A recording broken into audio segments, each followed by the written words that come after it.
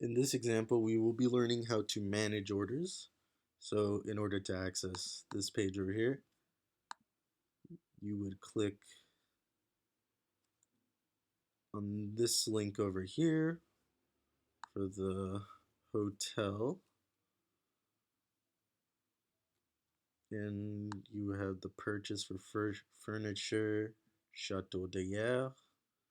You add the synthesis of the order to where you can pre-validate, validate, or just cancel the page altogether.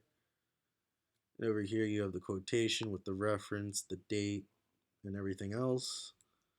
And you have the information presented over here with the billing conditions, the payment, and the terms of cancellation.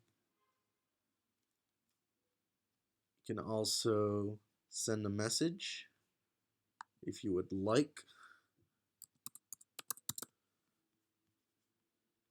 And then you can command the documents, and that is it for this example.